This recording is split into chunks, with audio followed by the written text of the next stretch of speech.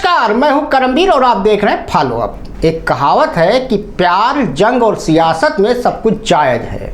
कुछ ऐसा ही इन दिनों कांग्रेस भी कर रही है। कांग्रेस को आजकल साफ्ट हिंदुत्व का सियासी बुखार हो गया है, जिसके इलाज के लिए मध्य प्रदेश के कमलनाथ कांग्रेस की जीत का कमल खिलाने के लिए धीरेन्द्र शास्त्री की कथा करवा रहे हैं। जी हाँ, ये उतना ही अजीब है जितना कि चांद पर धान की खेती। जो कांग्रेस धीरेन्द्र शास्त्री की कथाओं, उनके हिंदू राष्ट्र वाले बयान पर चीख चिल्ला रही थी, अब उसने भी बीजेपी के हिंदुत्व वाले फार्मूले को कॉपी पेस्ट करना शुरू कर दिया है। राष्ट्रीय स्तर पर एक तरफ कांग्रेस हिंदुत्ववादी राजनीति के खिलाफ लड़ने का दम भरती है, वहीं दूसरी ओर मध्य प्रदेश में इसके वरिष्ठ नेता कमलनाथ हिंदुत्व के घोर सांप्रदायिक चेहरों की आरती उतारने और भरे मंच पर उन्हें सम्मानित करते नजर आते हैं। मतलब साफ है कि मोहब्बत की दुकान में अब हिंदुत्व का प्रोडक्ट भी आपको मिल सकता है। राहुल गांधी देश में मोहब्बत की दुकानें खोलना चाहते हैं, लेकिन मध्य प्रदेश कांग्रेस अध्यक्ष कमलनाथ भारत को हिंदू राष्ट्र बताते हैं और कट्टर सांप्रदायिक चेहरों के चरणों में बैठकर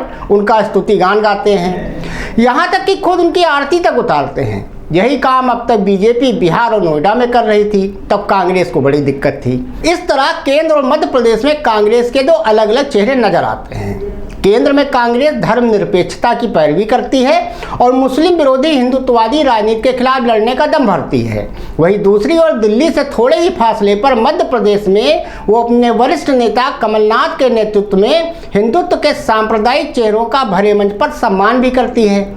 हालिया उदाहरण मध्य प्रदेश के छिंदवाड़ा जिले में देखा गया। एक कथावाचक धीरेन्द्र शास्त्री व्यासपीठ पर बैठकर महिलाओं को खाली और रजिस्टर्ड प्लाट बताते हैं। वो हिंदू राष्ट्र के कट्टर समर्थक भी हैं। वो धर्मांतरण के जरिए मुस्लिमों की घर वापसी के ब्रांड एम्बेसडर भी बन चुके हैं। उनकी संपत्तियों पर बुलडोजर चलाने की पैरवी भी वो करते हैं। लव जिहाद का नारा देकर हिंदुओं से जागने का कसीदा भी पढ़ रहे हैं। वही बागेश्वर धाम के पंडित धीरेन्द्र कृष्ण शास्त्री जब कथा वाचन के लिए छिंदवाड़ा पहुंचे तो अपने गृह जिले में कमलनाथ और उनके सांसद पुत्र नकुलनाथ ने न सिर्फ उनकी आरती उतारी बल्कि उनकी तारीफ में कसीदे भी पढ़े।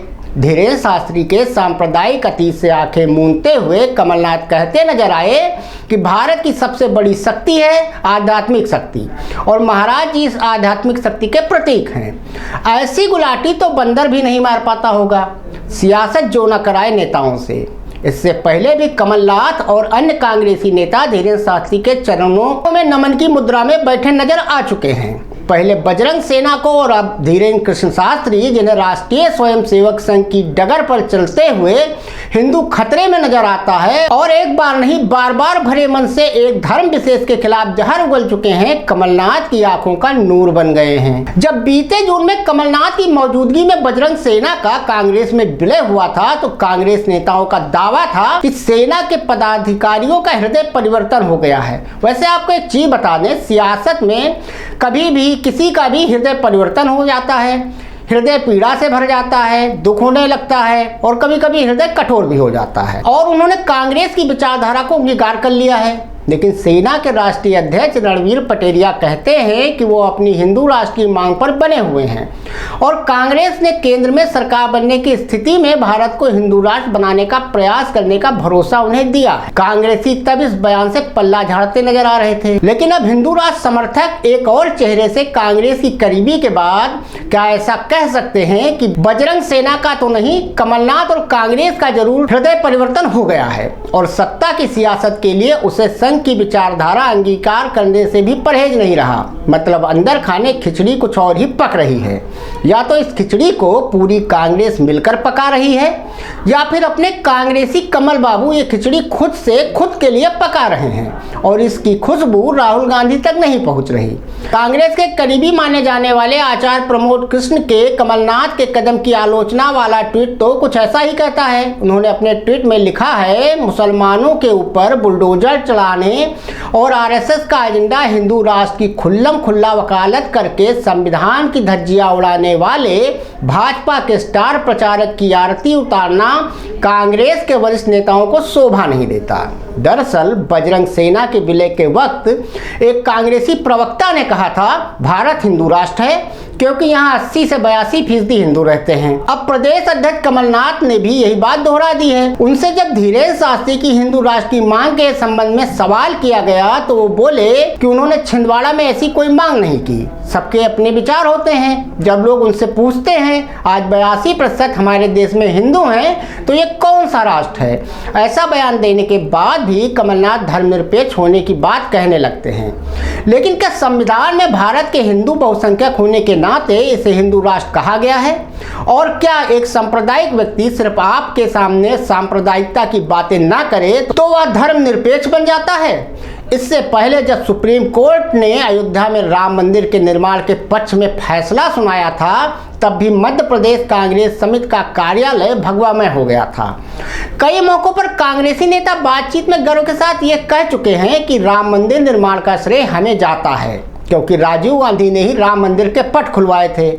बहरहाल आचार्य प्रमोद कृष्ण ने वरिष्ठ कांग्रेसी नेताओं पर तंज कसते हुए लिखा, आज रो रही होगी महात्मा गांधी की आत्मा और तड़प रहे होंगे पंडित नेहरू और भगत सिंह, लेकिन धर्मनिरपेक्षता के ध्वजवाहक जयराम रमेश, दिग्विजय सिंह और मल्लिकार्जुन खड़गे सब खामोश। प्रमोद कृष्ण ट्वीट में मोहब्बत की दुकान खोलने वाले राहुल गांधी और कांग्रेस महासचिव प्रियंका गांधी को भी टैग किया है, लेकिन किसी की भी इस पर कोई प्रतिक्रिया नहीं आई।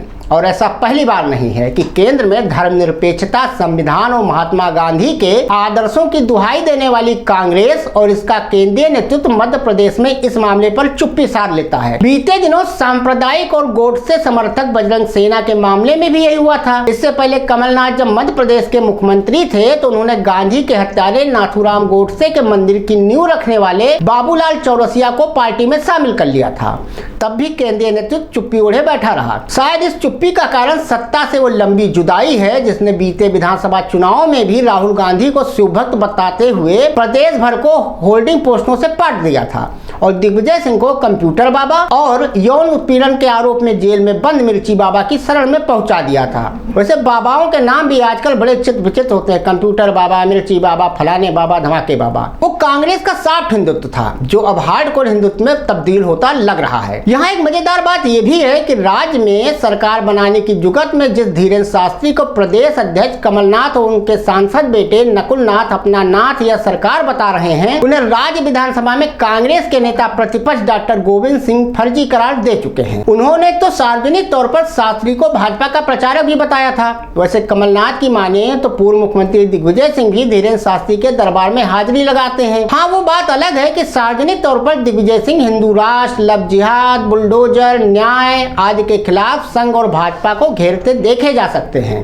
बहरहाल कमलनाथ भले ही अपने बचाव में कहते रहें कि पंडित धीरेन्द्र शास्त्री ने छिंदवाड़ा में कोई जहर नहीं उगला, लेकिन वो यह जरूर कह गए कि ज्ञानवापी मस्जिद नहीं है, भगवान शंकर का मंदिर है। अब इस बयान के परिप्रेक्ष्य में कांग्रेस की सियासत को समझिए कि केंद्र में वाराणसी के ज्ञानवापी मस्जिद विवाद को लेकर वरिष्ठ पार्टी नेता पी चिदंबरम और सलमान खुर्शीद ठीक इसके उल्टी राय व्यक्त करते नजर आ रहे थे। इसे क्या कहें, सत्ता की चाह में सस्ती सियासत का विरोधाभास, जिसके तहत केंद्र में खुल रही मोहब्बत की दुकान का शटर मध्य प्रदेश के सांप्रदायिक सोच वाले साथियों के लिए नीचे गिरा दी जाती है। धन्यवाद।